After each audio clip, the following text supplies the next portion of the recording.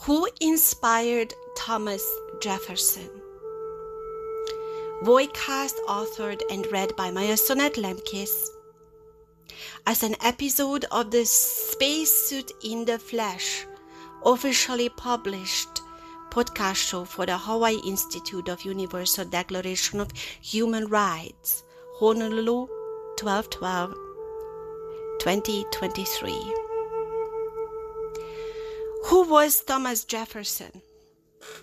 The author of Freedom, inspired by crafting the Declaration of Independence. John Locke, the Virginia Declaration of Rights, and his own drafts of the Virginia Constitution are just some of the contemporary documents he used during his 2 weeks of writing at his desk. But the material the Founding Fathers, especially Jefferson's, used as discussion materials and insightful guides for the establishment of a just government is so much broader.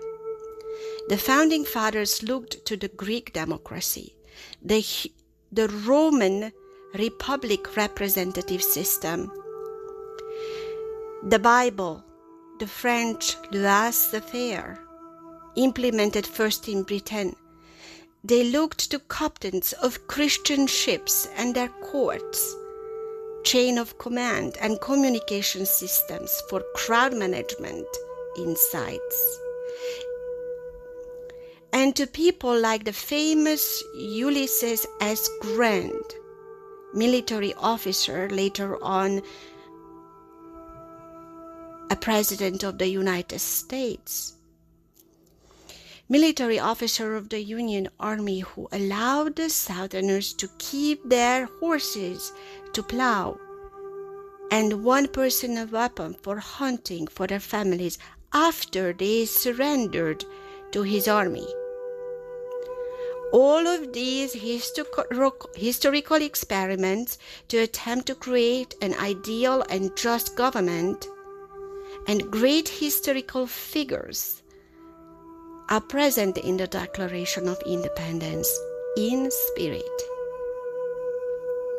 The 28 points at the end of the physical document of the Declaration of Independence demonstrating King George III's dysfunctional governments is probably the most motivating list of sources inspiring change. These inspirations, rooted in painful and liberating experiences, gave a reason to our founders wanting to see changes implemented that reflected their values. As Thomas Jefferson writes in 1776, the Declaration of Independence is a proclamation.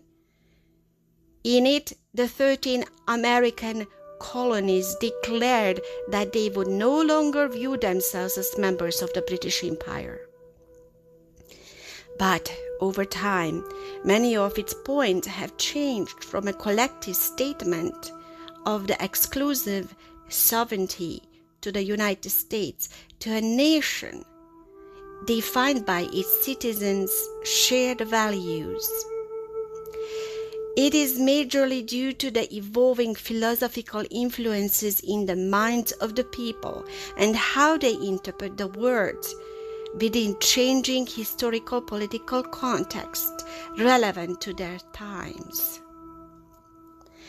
The second paragraph of the Declaration says, "We hold these truths to be self-evident." This statement strongly reveals that the source of conviction to establish the values incorporated in the following words of the Declaration, indisputable truths, automatic, and need no explanation, justification, or proof. During Jefferson's era, the European model of governments was monarchies. The authority for government by monarchy was known as the divine right of kings, In other words, the king of authority was based upon an authority bestowed upon the monarch by the divine or due to the God's intervention. Since God had chosen the monarch to be the king or queen, they were better or closer to God, and therefore acting with God-given authority to rule. Simply, according to the divine right of kings, the monarch had more powerful rights than the individual, and you were certainly not their equal. This document was provided by the Kirkpatrick Signature Series in 2023. We need to realize that while the Declaration of Independence was inspired by the Bible to overthrow monarchy, monarchy was inspired by the Bible too. In regard to the crowning of King David and the unjustified crowning of King Saul's rule, we need to be very careful about judging historical events out of their historical context and giving them absolute interpretations. Next, the Declaration states that all men are created equal. This concept originated in the European Enlightenment philosophy that emerged before the French Revolution of 1789, and it was already very alive in the minds of the contemporaries of 1776. In France, it caused political and societal changes, inspiring the entire then-known world to rethink their national governance. Originally, it meant that all races of mankind were equal, and not that every individual person is equal to another next to them. It was a rudimentary articulation of what later has become the 13th Amendment and Martin Luther King's message. Nonetheless, by the early 1800s, the statement of that all men are created equal became the leading thought, inspiring individual equality and the irrevocable right of the individual for life, freedom, and pursuit of happiness, where the so-called irrelevant considerations don't have the opportunity to cause injustice to the individual. And here we need to give credit to Adler Mortimer for his coiling the word irrelevant considerations in his work 6 Great Ideas, the Domain of Justice, on page 190. Today, these irrelevant considerations are incorporated in the words of the 5th and the 14th Amendment of the Constitution against discrimination and can be read on every job application as well. Let's continue with the text of the Declaration, that they are endowed by their Creator with certain unalienable rights. Unalienable rights means that it is inborn, given by God, and these thoughts were inspired by the Bible itself. It really is stating correctly, quoted from the Bible, to let every person be subject to the government authorities. Romans 13:1, meaning that nobody is above the law or an exception to the law, not by rank or race or by any other distinction. Those interpretations became two different statements too over the years.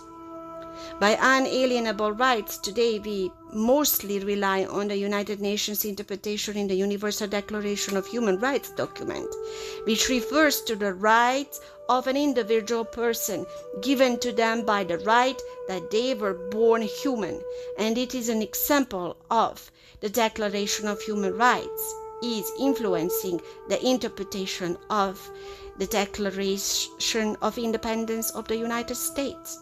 Because over time, the understanding of the original words has changed. And the Declaration of Human Rights has a great significant role in that change. So let's remember that those two documents originally have meant two different things on this point.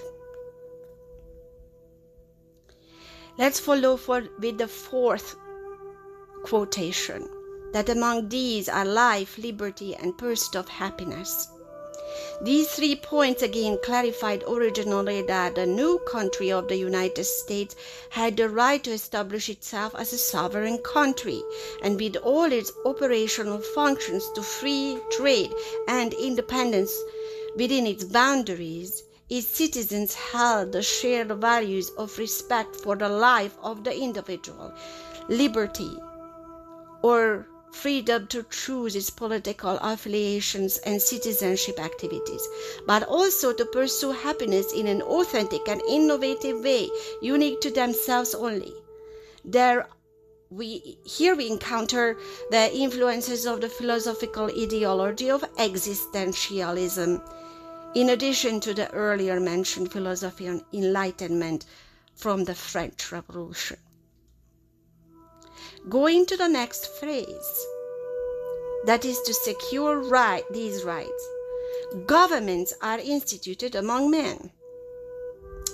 This point strongly relies on the lessons of the historical past generated by the Greek democratic experiment, the Roman Republic experiment that taught us lessons on the representative system of a republic, but also on the lessons of the suppressive systems of ancient and feudalistic systems.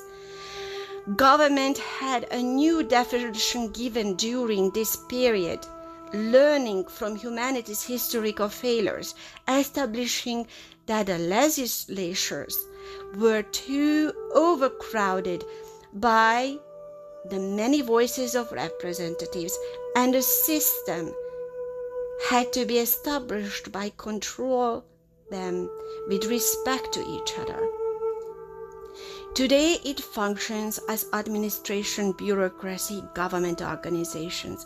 It was designed to control the chaotic nature of democracy. Democracy and republic are two different sides of the same coin and not to be debated as competing systems. Same thoughts continue in the next phrase, deriving their just powers from the consent of the governed. Governments are established to protect and secure the rights of the people, coordinate the voices of the multitude, and that anyone elected to the office is empowered by the governed to protect democracy. Governments are powerhouses of making democracy an organized mess. Without democracy, the government becomes dictatorship of any entity or even one person. But also without a governmental organization, democracy is dysfunctional. And the final phrase of the second chapter of the Declaration really brings this home in its statement that whenever any form of government becomes destructive of these ends, it is the right of the people to alter or to abolish it, and to institute new government laying its foundation on such principles and organizing its powers in such form as to them shall seem most likely to affect their safety and happiness. This statement speaks for itself, and its implementation may result in riots, political mayhem, civil chaos, but to overthrow its own government is the right of the governed people, its citizens. In conclusion, let me express the immense emotions the Declaration of United States of Independence evokes inside me, and I am an immigrant. I did choose the United States proudly to be my future country I approve of. and therefore one would consider my love for this document is natural. But I sense that to be born and raised as an American citizen would include nuances of emotion I probably missed out on and will never experience. Nonetheless, I am inspired by and touched by Madame Eleanor Roosevelt. Not much talked about initiative of using this iconic document as the major inspiration in the writing of the Universal Declaration of Human Rights. And the three objectives of right to life, liberty, and pursuit of happiness became the 30 articles of fundamental universal human rights acknowledged by the United Nations. I highly recommend anyone listening to this podcast to read those 30 articles to themselves and raise relevant questions, contemplated according to their own philosophical mindsets, and explain in their own words what it truly means to be a human being and why we are all here today and not just some of us. Thank you for listening. Maya Sonet Lepkis from Honolulu, Hawaii. Aloha.